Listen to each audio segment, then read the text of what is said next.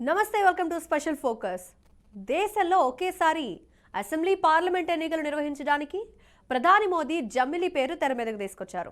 లోక్సభ, రాష్ట్రాల శాసనసభలతో పాటు మున్సిపాలిటీలు, పంచాయతీల ఎన్నికలు నిర్వహించడంపై మాజీ రాష్ట్రపతి రామ్నాథ్ కోవింద్ నేతృత్వంలోని ఉన్నత స్థాయి కమిటీ అధ్యయనం కొనసాగిస్తోంది. ప్రస్తుతం ఉన్న చట్టపరమైన వ్యవస్థలో తగిన మార్పులను సూచించాలని కమిటీ ప్రజలను సలహాలు తీసుకుంటోంది. కోవింద్ సారథ్యంలో ఏర్పాటైన వన్ నేషన్ వన్ ఎలక్షన్ కమిటీకి ప్రజల నుంచి ఇప్పటిదాకా 5,000కు పైగా సలహాలు, సూచనలు అందాయని తెలిపింది. ఈ నెల 15లోగా ప్రజలు తమ సూచనలను వెబ్సైట్లో పోస్ట్ లేదా ఈమెయిల్ ద్వారా తెలిపితేనే పరిగణలోకి తీసుకుంటామని కమిటీ పేర్కొంది.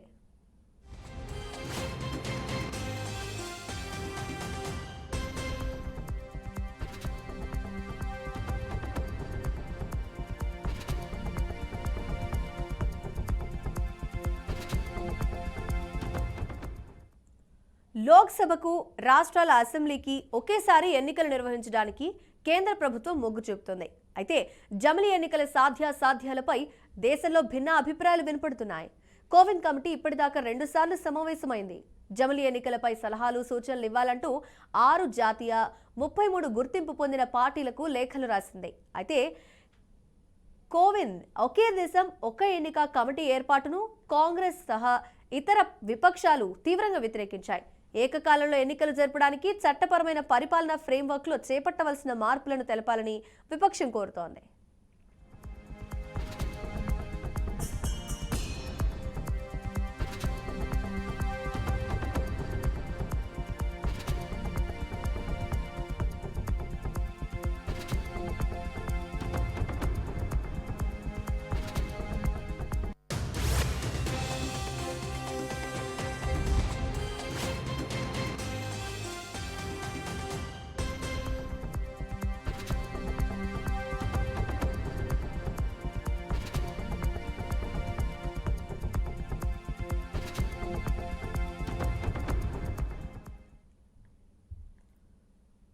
కేంద్ర లా కమిషన్ ప్రస్తుతం జమిలీ ఎన్నికల అంశంపై కసరత్తు చేస్తోంది. జమిలీ ఎన్నికలు నిర్వహించాలంటే ఈవీఎంలు ఎన్ని కావాలి, ఎంత సమయం అవసరం, ఇలాంటి విషయాలపై ఎన్నికల సంఘం అధికారులు లా కమిషన్కు కొన్ని నెలల క్రితమే సమాచారం ఇచ్చినట్టు తెలుస్తోంది. ఒక్కొక్క ఈవీఎంలో భాగంగా ఒక కంట్రోల్ యూనిట్, ఒక బ్యాలెట్ యూనిట్, ఒక వీవీప్యాట్ ఉంటాయి. జమిలీ ఎన్నికలకు 30 లక్షల కంట్రోల్ యూనిట్లు, 43 లక్షల బ్యాలెట్ యూనిట్లు, 32 లక్షల వీవీప్యాట్లు కావాలని చెబుతున్నారు. కొన్ని బ్యాలెట్ యూనిట్లు, వీవీప్యాట్లను రిజర్వ్లో ఉంచాల్సి ఉంటుందని, కాబట్టి అదనంగా అవసరమని పేర్కొంటున్నారు. ఒకవేళ జమిలీ ఎన్నికలు నిర్వహిస్తే కంట్రోల్ యూనిట్లు, బ్యాలెట్ యూనిట్లు, వీవీప్యాట్లు కలిపి దాదాపుగా 35 లక్షల ఓటింగ్ యూనిట్లను కొత్తగా సమకూర్చుకోవాల్సి ఉంటుందని ఎన్నికల సంఘం అధికారులు కమిటీకి తెలిపినట్టు తెలుస్తోంది. వీటి ఏర్పాటుకు ఎంత మొత్తంలో బడ్జెట్ అవసరమవుతుంది అన్న దానిపై కూడా కమిటీ అంచనా వేస్తోంది.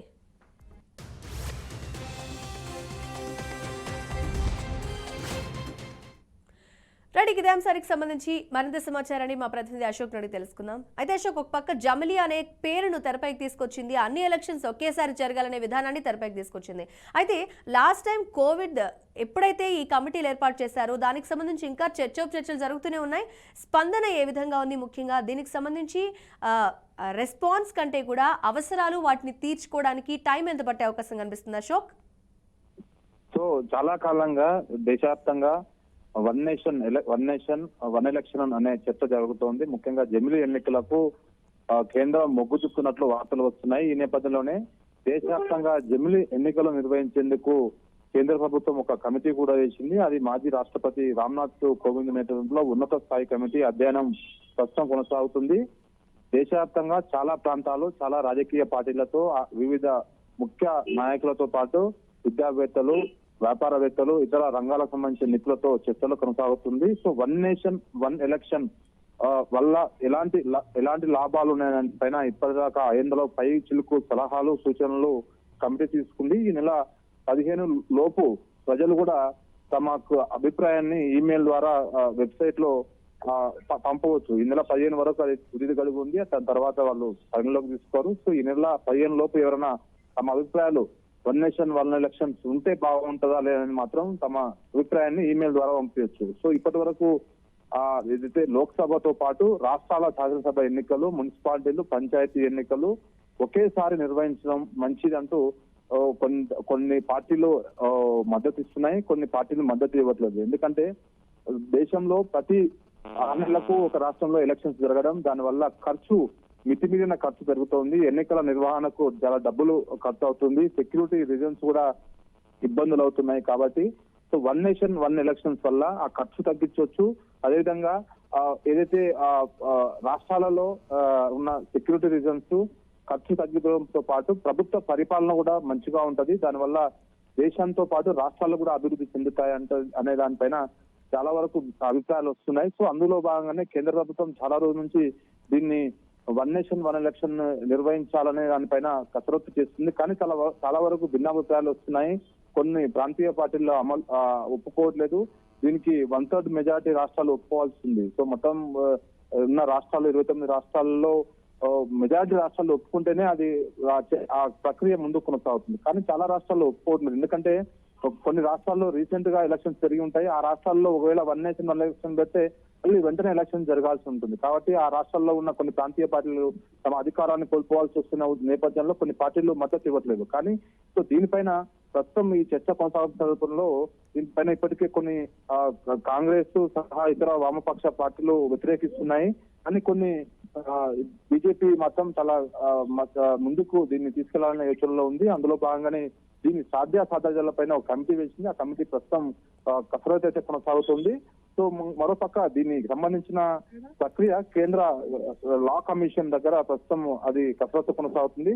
లా కమిషన్ కూడా సాధ్యాసాధ్యతలపై చర్చలతో పాటు ఆ న్యాయమైన చిక్కులు ఏమన్నా చట్టపరంగా ఏమైనా చిక్కులు ఏర్పడతాయా అనే దానిపైన కూడా ఒక వాళ్ళు ప్రక్రియ కొనసాగుతుంది. పార్లమెంట్ లో దీన్ని బిల్లు పెట్టాల్సి వస్తుంటుంది, అందులో చర్చ జరపాల్సి వస్తుంది, మెజారిటీ ఎంపీలు మద్దతు ఉండాల్సి వస్తుంది. సో అన్ని రాష్ట్రాలకు సంబంధించిన శాసనసభ నుంచి తీర్మానాలు తీసుకోవాల్సి వస్తుంది. సో ఇదంతా ఒక పెద్ద ప్రక్రియ.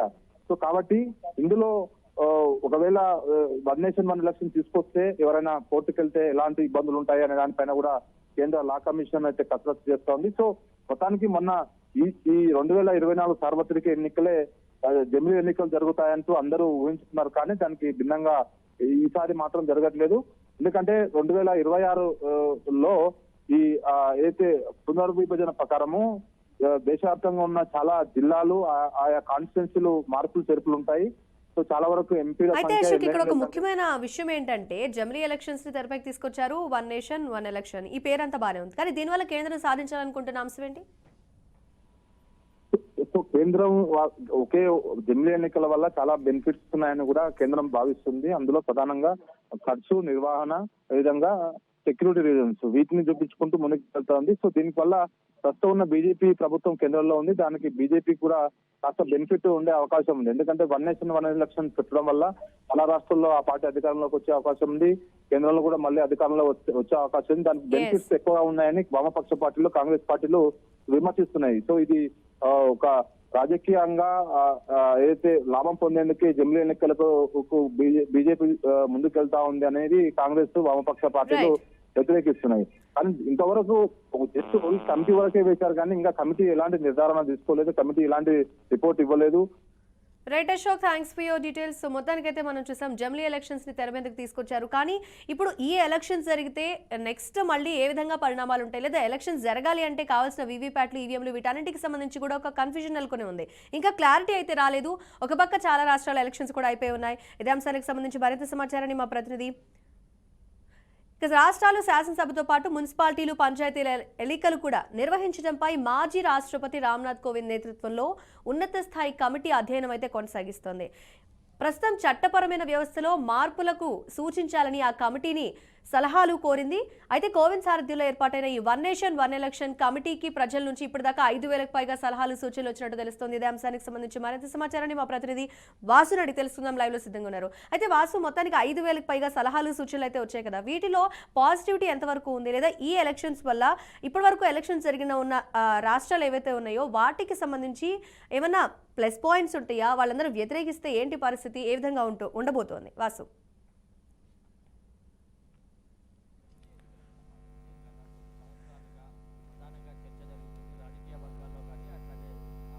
ప్రభుత్వ వర్గాల్లో కానీ ఈ బీజేపీ ప్రభుత్వం వచ్చిన తర్వాత ఈ జమిలీకి సంబంధించిన ఏదైతే వాదన ఉందో ఇది తెర మీదకి బలంగా వస్తుంది. ఇప్పుడు ఏదైతే ఎలక్షన్లు జరగబోతున్నాయో వచ్చే మార్చి ఏప్రిల్ ఎలక్షన్ జరగబోతున్నాయి. ఈ ఎలక్షన్ సంబంధించి ముందు ఉన్న అసెంబ్లీ ఎన్నికలని పోస్ట్పోన్ దాన్ని వాయిదా వేసి ముందుకు తీసుకొస్తారని, లేకపోతే ముందు జరగబోయే లోక్సభ ఎన్నికల తర్వాత జరగబోయే రాష్ట్రాల ఎన్నికల్ని ముందుకు జరిపి ఇవన్నీ కలిపి ఒకేసారి జమిలీ ఎన్నికలు నిర్వహిస్తారన్న ప్రచారం ఈ మధ్య కాలంలో తీవ్రంగా చర్చనీయాంశంగా మారింది. ఈ కోణంలోనే మాజీ రాష్ట్రపతి రామ్నాథ్ కోవింద్ ఆధ్వర్యంలో ఉన్నత స్థాయి అధ్యయన కమిటీని కేంద్రం నియమించింది. ఈ కమిటీకి ఇప్పటి వరకు దాదాపుగా 5,000 సూచనలు అభిప్రాయాలు వచ్చినట్టుగా ప్రభుత్వ వర్గాల నుంచి సమాచారం ఉంది. అంటే ఈ రామ్నాథ్ కోవింద్ మెయిన్ గా జమిలీ ఎన్నికల్ని నిర్వహిస్తే ఏ రకంగా బడ్జెట్ సంబంధించి కానీ, సిబ్బందికి సంబంధించి కానీ, వ్యయ ప్రయాసాలకు సంబంధించి ఇవన్నీ అంశాలని ఈ రామ్నాథ్ కోవింద్ సంబంధించిన ఉన్నత స్థాయి కమిటీ అధ్యయనం చేసే తేనుంది. దీనికి ఈ నెల 15వ తేదీ వరకు వెబ్సైట్ లో కానీ ఈమెయిల్ ద్వారా కూడా ప్రజలు కూడా అభిప్రాయాలు సూచనలు చెప్పవచ్చని చెప్పి కమిటీ సూచించింది. ఈ నేపథ్యంలో ఇప్పుడు మరొకసారి జమిలీ ఎన్నికలకు సంబంధించిన చర్చ తెర మీదకి వచ్చింది. ఇప్పుడు మనం పరిశీలిస్తే ఈ ఎన్నికలకు సంబంధించి మెయిన్ గా ఈవీఎంల ద్వారా ఎన్నికలు నిర్వహించాల్సి వస్తే దాదాపుగా 30 లక్షల కంట్రోల్ యూనిట్ రాష్ట్రాన్ని ఏర్పాటు చేసుకోవాల్సి ఉంటుంది. అట్లాగే 32 లక్షల కంట్రోల్ యూనిట్లు, 40 లక్షలకు పైగా బ్యాలెట్ యూనిట్లు, దాదాపు 33 లక్షలకు పైగా వీవీప్యాట్లను సిద్ధం చేసుకొని ఎన్నికలకు దిగాల్సి ఉంటుంది. అంటే ఓవరాల్ గా ఇవన్నీ కలిసి రిజర్వ్ లో పెట్టుకుంటే 35 లక్షల సంబంధించిన ఇవన్నీ కూడా ఈ టెక్నికల్ సంబంధించిన ఈవీఎంలకు సంబంధించిన వీవీప్యాట్లు కానీ, కంట్రోల్ యూనిట్లు కానీ, బ్యాలెట్ యూనిట్లు కానీ అవసరం పడతాయి. ఇవన్నీ సమకూర్చుకోవడం సాధ్యమవుతుందా అనేది ప్రధానమైన ప్రశ్న. దీనికి బడ్జెట్ ఏ రకంగా ఉంటుంది, దీన్ని ఏ రకంగా దీన్ని హ్యాండిల్ చేయాలనేది కూడా ప్రధానమైన సమస్యగా ఉంటుంది. ఎందుకంటే అన్ని రాష్ట్రాలకు సంబంధించి సిబ్బంది కానీ, అట్లాగే కేంద్ర పార్లమెంట్ ఎన్నికలకు పనిచేసే సిబ్బంది, కేంద్ర రాష్ట్ర స్థాయి ఉద్యోగులు కానీ, సిబ్బంది కానీ పెద్ద ఎత్తున అవసరం పడతారు. వారిని ఏ రకంగా దీంట్లో ఇన్వాల్వ్ చేస్తారనేది కూడా పెద్ద సవాల్గా మారింది. జమిలీ ఎన్నికలకు సంబంధించి ఇప్పటి వరకు 6 జాతీయ పార్టీలు, 33 గుర్తింపు పొందిన రాజకీయ పార్టీలు ఈసీ దగ్గర నమోదై ఉన్నాయి. ఈ పార్టీలకు సంబంధించి మేజర్ పార్టీలు అనేవి కూడా జమిలీ ఎన్నికల్ని వ్యతిరేకిస్తున్నాయి. ఎందుకంటే మనకు ఫెడరల్ సిస్టమ్ లో రాష్ట్రాలకు సంబంధించిన ఎన్నికలని, కేంద్రానికి సంబంధించిన లోక్సభకు సంబంధించిన ఎన్నికలు రాజ్యాంగపరమైన చిక్కులు వస్తాయి. ఎందుకంటే రాష్ట్రాలకు సంబంధించిన నోటిఫికేషన్లు కానీ, దానికి సంబంధించిన ఎన్నికల ప్రక్రియ కానీ, దాన్ని నిర్వహించేందుకు ఒక రకమైన వ్యవస్థని ఇప్పటికే మనం ఏర్పాటు చేసుకున్నాము. 28 రాష్ట్రాలకు సంబంధించి ఎప్పటికప్పుడు 5 సంవత్సరాలు పూర్తయిన తర్వాత ఎన్నికల కమిషన్ నిర్వహించాల్సి ఉంటుంది. ఆ ఎన్నికల కమిషన్ నిర్వహించాల్సిన సమయంలో ఒక రాష్ట్రంలో మెజారిటీ పడిపోయి ప్రభుత్వాలు కూలిపోతే మధ్యలో ఎన్నికలు పెట్టాల్సి ఉంటుంది. లేకపోతే ఇంకా ఏ రకమైన ఏదైనా రాజకీయ కారణాలతో ప్రభుత్వాలు మారితే దాన్ని ఏ రకంగా హ్యాండిల్ చేస్తారనేది కూడా ప్రధానమైన సమస్యగా మారింది. ఇటు పార్లమెంటుకు సంబంధించి లోక్సభ ఎన్నికలు దాదాపుగా 545 స్థానాలకు సంబంధించి ఎన్నికలు నిర్వహించాల్సి ఉంటుంది. చాలా పెద్ద ఎత్తున సిబ్బంది పాల్గొనాల్సి ఉంటుంది. ఈవీఎంలను కూడా పెద్ద ఎత్తున సమకూర్చుకోవాల్సి ఉంటుంది. దీనిని నిర్వహించేందుకు ఈసీకి చాలా పెద్ద ఎత్తున దానికి సంబంధించిన నోటిఫికేషన్ విడుదల కానీ, నామినేషన్లు కానీ, స్క్రూటినీ కానీ, అభ్యర్థులకు సంబంధించిన ఈవీఎంల ఏర్పాట్లు కానీ, పోలింగ్ సంబంధించి కానీ, లేకపోతే రిజల్ట్ సంబంధించి ఇవన్నీ కూడా ఒక పెద్ద ప్రక్రియ ఈసీ ఎలక్షన్ కమిషన్ చేయాల్సి ఉంటుంది. దానికి తోడుగా రాష్ట్రాలకు సంబంధించిన ఎన్నికలను కూడా దీంతో జమిలీగా చేస్తే చాలా పెద్ద ఎత్తున దీనికి నిర్వహణ భారం పడుతుంది, అట్లాగే సిబ్బందికి సంబంధించిన భారం పడుతుంది, అట్లాగే ఈ టెక్నికల్గా ఏదైతే ఈవీఎంలు ఉంటాయో అవన్నీ కూడా సమకూర్చుకొని చేయాల్సి ఉంటుంది. కాబట్టి అది కూడా పెద్ద సవాల్గా ప్రభుత్వం ఉంటుంది. ఇవన్నీ కూడా రాజకీయ పార్టీలు, కేంద్ర ఎన్నికల సంఘం, అట్లాగే రాజకీయ పార్టీలు కూడా ఈ కోవింద్ కమిటీకి చెప్పినట్లుగా సమాచారం ఉంది. ఇప్పటికీ ఏదైతే నమోదై ఉన్న 33 పార్టీలు కానీ, 6 జాతీయ పార్టీలు కానీ మేజర్గా చాలా వరకు ఈ జమిలీ ఎన్నికల్ని వ్యతిరేకిస్తున్నాయి. ఇవన్నీ కూడా రాజ్యాంగపరమైన చిక్కులు వస్తాయి. అట్లాగే ఒకేసారి ఎన్నికలు నిర్వహిస్తే తర్వాత మళ్ళీ రాష్ట్రాలకి, లోక్సభకి మళ్ళీ ఎన్నికలు నిర్వహించాలంటే 5 సంవత్సరాల తర్వాత మధ్యలో ప్రభుత్వాలు మారితే దాన్ని ఏ రకంగా హ్యాండిల్ చేస్తారనేది కూడా ప్రధానమైన సమస్యగా మారింది. ఇవన్నీ కూడా ఈ చిక్కుముళ్ళన్నీ కూడా కేంద్ర ఎన్నికల సంఘం నుంచి వచ్చినట్టుగా సమాచారం ఉంది. కోవిడ్ కమిటీకి ఈ నెల 15 వరకు అభిప్రాయాలు చెప్పే అవకాశం ఇచ్చింది. కాబట్టి ప్రజల నుంచి కూడా అవకాశాలు అభిప్రాయాలు, సూచనలు తీసుకున్న తర్వాత ఇప్పటికే వచ్చిన 5,000 సూచనలకు ఇంకా 15 రోజులు, అంటే ఇంకా 3-4 రోజుల్లో ఈ సంబంధించిన వీళ్ళు పెట్టిన డెడ్లైన్ అయిపోతుంది. ప్రజల నుంచి తీసుకున్న ఫీడ్బ్యాక్ కూడా ఇవన్నీ క్రోడీకరించి కేంద్రం ముందు ఈ కోవిడ్ కమిటీ పెట్టే అవకాశం ఉంది. కేంద్రం దీని మీద నిర్ణయం తీసుకోబోతుంది. కేంద్రం కూడా 2-3 నెలల్లో దీనికి సంబంధించిన షెడ్యూల్ కూడా విడుదలయ్యే అవకాశం ఉన్న నేపథ్యంలో ఇప్పుడు జమిలీ ఎన్నికలకు తెరమీదికి రావటం అనేది అంటే ఈసారి ఎన్నికలు నిర్వహించడం సాధ్యం కాకపోవచ్చు. ఎందుకంటే ఫిబ్రవరి మార్చి ఎండింగ్ వరకు లోక్సభకు సంబంధించిన షెడ్యూల్ వచ్చే అవకాశం ఉన్నట్టుగా ప్రచారం జరుగుతుంది. అది కనుక ఇంకా 2 నెలల్లో ఆ షెడ్యూల్ కనుక వస్తే జమిలీకి సంబంధించిన ఎన్నికలు అనేది తెర మీద ఉండదు. ఆ తర్వాత 2029 ఎన్నికల్లో దీని మీద జమిలీకి సంబంధించిన చర్చ మరొకసారి తెర మీదకి వచ్చే అవకాశం ఉంది. ప్రస్తుతానికైతే జమిలీకి సంబంధించింది ఏదైతే కోవిడ్ కమిటీ ఉందో ఆ కోవిడ్ కమిటీ ఇచ్చిన సిఫారసులు ప్రభుత్వం అధ్యయనం చేసిన తర్వాత మళ్ళీ నెక్స్ట్ 5 yearsకి దీన్ని ఇంప్లిమెంట్ చేసే అవకాశాలు కేంద్రం పరిశీలించే అవకాశం ఉంది. Mounika. Right Vasu, thanks for your details. మొత్తానికి కేంద్రం ఎందుకు జమిలీ ఎలక్షన్స్ ని తీసుకొస్తుందనే విషయాలు అయితే మా రిపోర్ట్ ద్వారా క్లియర్ డీటెయిల్స్ అయితే మనం తెలుసుకున్నాం. అయితే ఇప్పుడు జమిలీ ఎలక్షన్స్ చేయడం ఎంతవరకు సాధ్యం అని చూస్తే కనుక దానికి సంబంధించి ఎక్విప్మెంట్ అంతా యూనిట్స్ ని రెడీ చేసుకోవడం చాలా క్లిష్టమైన సమస్యగా మారింది. ఇప్పటికే ఒక వెబ్సైట్ ద్వారా ప్రజాభిప్రాయ సేకరణ చేస్తున్నారు. 33 పార్టీలకు సంబంధించి అందరికీ కూడా దీని గురించి ఒక రివ్యూ సేకరించారు. బట్ దీని అందరికీ కూడా ముఖ్యమైన పార్టీలు ఏవైతే ఉన్నాయో అవి రిజెక్ట్ చేస్తున్నాయి. ఎందుకంటే ఆల్రెడీ ఎలక్షన్స్ జరుగుతున్నాయి, వాళ్ళు గెలిచి ఉన్నారు. ఈ టైంలో మళ్ళీ ఎలక్షన్స్ అంటే అది కరెక్ట్ కాదనే ఆలోచనలో కావచ్చు.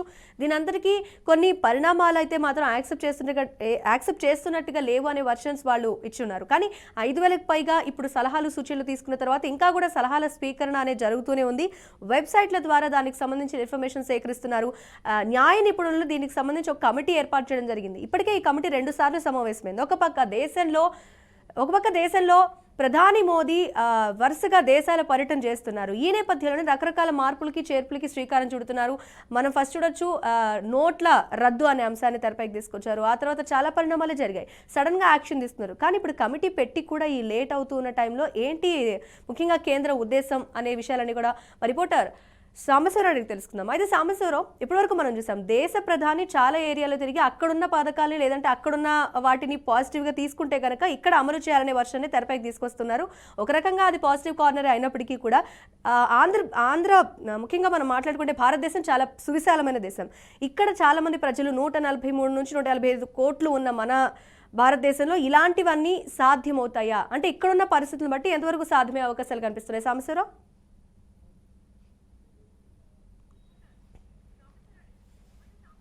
Thank you Mounika. వాస్తవ పరిస్థితులు చూస్తే గతంలో 1 నేషన్ 1 రేషన్ దేశంలో ఎక్కడున్నా రేషన్ తీసుకునే పథకాన్ని ప్రవేశపెట్టారు. అది విజయవంతమైన తర్వాత 1 నేషన్ 1 QR కోడ్ అంటూ డిజిటల్ పేమెంట్లకు సంబంధించిన విధానాన్ని కూడా ప్రవేశపెట్టారు. అది కూడా విజయవంతమైంది. ఈ జమిలీ ఎన్నికలు అన్నది ఎప్పుడు కాదు, దాదాపు గత 4-5 సంవత్సరాలు కూడా నడుస్తుంది. ప్రధానమంత్రి మోడీ మొదటిసారి ప్రధాని అయిన తర్వాత కూడా ఈ జమిలీ ఎన్నికలను తీసుకొచ్చారు. వాస్తవానికి జమిలీ ఎన్నికలు అంటే అసెంబ్లీ ఎంపీ కలిసి అని కొందరిలో అభిప్రాయం ఉంది.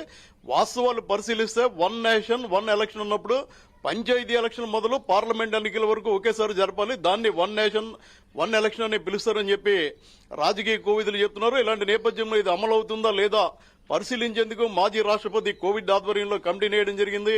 ఆ కమిటీకి దాదాపుగా కొన్ని వేల దరఖాస్తులు వచ్చినాయి. ఇంకా టైం ఉంది. అయితే ఇది సాధ్యం కాదని మాత్రం రాజకీయ నాయకులు చెప్తున్నారు. ఎందుకంటే ఇప్పటికే గత డిసెంబర్ నెలలో 5 రాష్ట్రాల్లో ఎన్నికలు జరిగినాయి. ఇప్పుడు మళ్లీ జూన్లో ఆంధ్రప్రదేశ్తో పాటు కొన్ని రాష్ట్రాల ఎన్నికలు, పార్లమెంట్ ఎన్నికలు జరగనున్నాయి. ఈ నేపథ్యంలో టైం సరిపోదని కూడా చెప్తున్నారు. వాస్తవానికి పరిశీలిస్తే పంచాయతీ మొదలు పార్లమెంటు స్థానం వరకు అన్నిటికీ ఎన్నికలు జరపాలంటే ఎన్నికల సంఘాన్ని బలోపేతం చేయాలి. ఎన్నికల సంఘంలోనే చాలా వరకు ఖాళీలు ఉన్న నేపథ్యంలో ఇది సాధ్యం కాదనే రాజకీయ పార్టీలు చెప్తున్నాయి. కానీ ప్రధాని మోడీ ఏదైనా అనుకుంటే ఖచ్చితంగా సాధించి తీరుతారు. అందుకోసమే ఒక కమిటీ వేయడం జరిగింది. అదేవిధంగా న్యాయ నిపుణులతో కూడా చర్చిస్తున్నారు. పార్లమెంటులో ప్రధాని మోడీకి పూర్తి బలం ఉంది, బిల్లు ఆమోదం పొందుతుంది. కానీ రాజ్యసభకు వచ్చేసరికి రాజ్యసభలో ఏదైతే మన ప్రధాని మోడీ కానీ లేదా మిత్రపక్షాలు కానీ ఉన్నాయో మైనార్టీలో ఉన్నాయో అలాంటప్పుడు ఇక్కడ రాష్ట్రం ఏపీ నుంచి జగన్ సపోర్ట్ తీసుకోవాలి. అదేవిధంగా మన పశ్చిమ బెంగాల్ నుంచి మమతా బెనర్జీ సపోర్ట్ తీసుకోవాలి. వీళ్ళంతా సహకరిస్తారా లేదన్నది చూడాలి. వామపక్షాలు కాంగ్రెస్ పార్టీ మాత్రం ఖచ్చితంగా దీన్ని వ్యతిరేకిస్తున్నది సాధ్యం కాదని. ఎందుకంటే గతంలో మనం మహారాష్ట్ర పరిస్థితి చూసాం. మహారాష్ట్రలో శాసనసభ ఎన్నికలు జరిగిన తర్వాత ఠాక్రే వర్గం ఎన్నికైంది. తర్వాత షిండే తిరుగుబాటు చేశారు. తన వర్గంతో ఆయన మళ్లీ అధికారాన్ని మార్చుకున్నారు. ఈ 1 నేషన్ 1 ఎలక్షన్ పెట్టినప్పుడు ఇలాంటి పరిణామాలు జరిగితే మళ్లీ ఎలక్షన్ ఎప్పుడు పెట్టాలి, రాష్ట్రపతి పాలన పెడతారు అన్న అభిప్రాయాలు కూడా వారిలో ఏర్పడుతున్నాయి. ఈ నేపథ్యంలో ఇంకా ప్రజల నుంచి అభ్యంతరాలు స్వీకరిస్తున్నారు. ఇప్పటి వరకు కేవలం 5,000 మాత్రమే వచ్చాయి. కొన్ని లక్షల దరఖాస్తులు తీసుకోవాల్సి ఉంది. రాజకీయ పార్టీల నుంచి తీసుకోవాల్సి ఉంది. అదేవిధంగా పోలీసు బందోబస్తు ముఖ్యంగా 1 నేషన్ 1 ఎలక్షన్ పెడితే మంచిదనే వారు కూడా ఉన్నారు. ఎందుకంటే ఎలక్షన్ అమల్లోకి వచ్చినప్పుడు అది పంచాయతీ వార్డు మెంబర్ నుంచి పార్లమెంట్ వరకు ఏ ఎలక్షన్ పెట్టినా ఎన్నికల కోడ్ అమల్లో ఉంటుంది. ఎన్నికల కోడ్ అమల్లో ఉన్న సమయంలో ఎలాంటి సంక్షేమ పథకాలు అమలు చేయడానికి ఉండదు, మంత్రులు పర్యటించడానికి ఉండదు. ఒక విధంగా చెప్తే ప్రభుత్వం పూర్తిగా ఎన్నికల కమిషన్ ఆధీనంలోకి వెళ్ళిపోతుంది. తాజాగా తెలంగాణ ఎన్నికల్లో చూసాం. ఎన్నికల ఫలితాలు రాకముందే డీజీపీ సీఎం అభ్యర్థిగా చెప్తున్న రేవంత్ రెడ్డి కలిసారని చెప్పి ఎన్నికల కమిషన్ వేటేసింది. ఇలాంటి అభ్యంతరాలు ఉంటాయి కాబట్టి అవేమీ లేకుండా ఒకేసారి ఎలక్షన్ పెడితే ఎన్నికల కోడ్ చూపించి సంక్షేమ పథకాలు ఆపే అవసరం ఉండదని చాలా మంది చెప్తున్నప్పటికీ ఇది మ్యాన్ పవర్ చాలా తక్కువగా ఉంది. అదేవిధంగా ఈవీఎంలు ఒక రాష్ట్రంలో ఎన్నికలు పూర్తయిన తర్వాత వాటిని భద్రపరిచి మరో రాష్ట్రంలో ఎన్నికలు జరిగినప్పుడు అక్కడికి పంపిస్తున్నారు. ఈవీఎంల కొరత ఉంది, మ్యాన్ పవర్ తక్కువ ఉంది. ఇప్పటికే ఎలక్షన్ డ్యూటీలు వేసినప్పుడు చాలా మంది తాము ఎలక్షన్ డ్యూటీకి అనారోగ్యంగా ఉన్నా వెళ్లేమని తప్పించుకునే అవకాశం ఉంది కాబట్టి ఇది సాధ్యం కాదని చెప్తున్నారు. కానీ ఇది కానీ అమలైతే ఖచ్చితంగా సంక్షేమ పథకాలు నిరాటంకంగా కొనసాగుతాయి. ఎన్నికల విధుల పేరిట ఎలాంటి ఆటంకాలు లేకుండా ఉండవచ్చని కూడా చెప్తున్నారు. కానీ ఇది ఎంతవరకు సాధ్యమవుతుంది? మాజీ రాష్ట్రపతి రామ్నాథ్ కోవింద్ ఎలాంటి నివేదిక ఇస్తారు? తర్వాత ఏదైతే కేంద్ర ప్రభుత్వం న్యాయ కోవిధులతో చర్చిస్తుందో న్యాయ కోవిధులు ఎలాంటి సూచనలు ఇస్తారో తీసుకోవాలి. దీని మీద ఎవరైనా కోర్టుకు వెళ్తే మాత్రం అభ్యంతరం వస్తుంది. ఎందుకంటే పార్లమెంటులో బీజేపీకి పూర్తి మద్దతు ఉన్న రాజ్యసభలో జగన్మోహన్ రెడ్డి లేదా మమతా బెనర్జీ లాంటి వాళ్ళు సాయం తీసుకుని బిల్లు ఆమోదం పొందినప్పటికీ రేపటి రోజున మళ్ళీ ఎవరినో సుప్రీంకోర్టుకు వెళ్తే అభ్యంతరాలు వస్తాయన్న కోణంలో కూడా ప్రధానమంత్రి ఆలోచిస్తున్నారు. కానీ ప్రధాని మోడీ ఒకసారి అనుకుంటే ఖచ్చితంగా సాధించి తీరుతారన్న మాట ఉంది. కానీ ఇది ఇప్పుడు సాధ్యం కాదు. దీనికి తోడు 2026 కానీ 27లో కానీ నియోజకవర్గాల పునర్విభజన మళ్లీ జరగనుంది. తెలంగాణ ఏపీ విడిపోయినప్పుడు కూడా నియోజకవర్గాల పునర్విభజన వాదన తెరపైకి వచ్చినప్పుడు 2026 తర్వాత అని చెప్పి కేంద్రం పార్లమెంట్లో చాలా స్పష్టంగా చెప్పింది. దీంతో నియోజకవర్గాల పునర్విభజన జరిగిన తర్వాత 2029లో ఏవైతే ఎన్నికలు జరుగుతాయో ఆ సమయాన్ని దృష్టిలో పెట్టుకుని స్థానిక సంస్థల నుంచి పార్లమెంట్ వరకు కూడా ఒకేసారి ఎన్నికలు జరపడానికి అవకాశం ఉంటుంది. ఉదాహరణకి ఆంధ్రప్రదేశ్ లో చూస్తే పంచాయతీ మండల పరిషత్ ఎన్నికలు నిర్వహించారు తప్ప నీటి సంఘ ఎన్నికలు కాలేదు, సహకార సంఘాల ఎన్నికలు కాలేదు. ఇలాంటివన్నీ పెట్టుకుని ప్రత్యేక అధికారుల పాలన పెట్టి ఒకేసారి 2029 ఎన్నికలకు వెళ్ళినప్పుడు 5 రాష్ట్రాలు 4 రాష్ట్రాలు అని కాకుండా 28 రాష్ట్రాల్లో ఒకేసారి ఎన్నికలు జరిపితే మంచి పరిణామాలు ఉంటాయని కూడా మేధావి వర్గం చూస్తుంది. అయితే ఇలా ఎన్నికలు జరిగినప్పుడు ఒకేసారి జరుగుతాయి కాబట్టి అన్ని రాష్ట్రాల్లో అసెంబ్లీ పార్లమెంట్ ఒకేసారి ఓటు వేయాల్సి వస్తుంది. కాబట్టి కేంద్రంలో ఏ పార్టీ అధికారంలో ఉంటే ఆ పార్టీకి దీనివల్ల మద్దతు లభించే అవకాశం ఉందని కూడా ప్రతిపక్షాలకు దీనికి అభ్యంతరం పెట్టే అవకాశాలు ఉన్నాయని రాజకీయ నాయకులు చెప్తున్నారు. గతంలో కూడా చంద్రబాబు దీనితో చర్చించడం జరిగింది. ఆయన ఎన్డీఏలో ఉన్నప్పుడు కూడా దీని మీద చర్చలు జరిగింది. గత 5-6 సంవత్సరాలు కూడా ఇది నలుగుతూ వస్తుంది. ఇలాంటి నేపథ్యంలో దీనిపై ఎప్పట్లో అయితే తుది నిర్ణయం తీసుకునే అవకాశం లేదు. ఇంకా 2 నెలల సమయం ఉంది ఈ అభ్యంతరాలు స్వీకరించడానికి కానీ లేదా న్యాయ కోవిధులు సలహా ఇవ్వడానికి కానీ. జూన్ నాటికి ప్రభుత్వం టైం అయిపోతుంది కాబట్టి ఏప్రిల్లో నోటిఫికేషన్ ఇవ్వాలి. ఏప్రిల్లో నోటిఫికేషన్ ఇచ్చినప్పుడు ఆంధ్రతో పాటు పార్లమెంట్ ఎన్నికలు మరో 4 రాష్ట్రాల ఎన్నికలు జరుగుతాయి కాబట్టి ఇప్పట్లో ఇది సాధ్యం కాదని చెప్తున్నారు మౌనిక. రైట్ సాంబశివరావు, ఒక ఫైనల్ పాయింట్. ఇప్పటికే సాధ్యం కాని పరిస్థితుల్లో ఉన్న నేపథ్యంలో 2029లో సాధ్యపడే అవకాశాలు ఎంతవరకు ఉన్నాయంటారు? ఒకవేళ బీజేపీ ప్రభుత్వం అధికారంలోకి వస్తేనే ఇది జరుగుతుందా, లేదంటే ఒకవేళ కాంగ్రెస్ వస్తే ఆప్షన్ 1% కూడా లేదంటారా?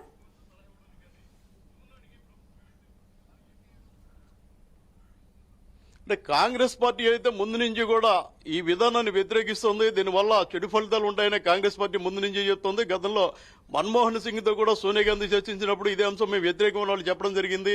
2029లో అంటే మళ్ళీ మొన్న రేపు రానున్న జూన్ నాటికి జరిగే పార్లమెంట్ ఎన్నికల్లో బీజేపీ కూటమి మరోసారి అధికారంలోకి వస్తే ఖచ్చితంగా 2029లో ఇది సాధ్యమయ్యే అవకాశాలు కనిపిస్తున్నాయి. ఎందుకంటే ఇప్పటికే 1 నేషన్ 1 రేషన్ గానీ 1 నేషన్ 1 QR కోడ్ గానీ పూర్తిగా విజయవంతమైన మంచి ఫలితాలు వస్తున్నాయి. దీనివల్ల కూడా ఫలితాలు వస్తాయి కాబట్టి అవసరమైతే మ్యాన్ పవర్ను పెంచుకుని పోలీసుల సంఖ్యను పెంచుకుని ఎక్కడికెక్కడ రాష్ట్రాల వారీగా కేంద్ర ప్రభుత్వం హోంశాఖ ద్వారా దృష్టి పెట్టి కేంద్ర హోంశాఖలో అదేవిధంగా రాష్ట్రాల హోంశాఖలో ఉన్న భర్తీలు పూర్తి చేసి ఈవీఎంలు కూడా, ఎందుకంటే ఈవీఎంలు కూడా కోర్టుకు కొంతమంది వెళ్ళడం జరిగింది. ఈవీఎంల మీద కూడా అందరికీ పూర్తి అవగాహన కల్పిస్తే మాత్రం 2029 నాటికి ఇది సాధ్యమయ్యే అవకాశాలు అయితే కనబడుతున్నాయి మౌనిక.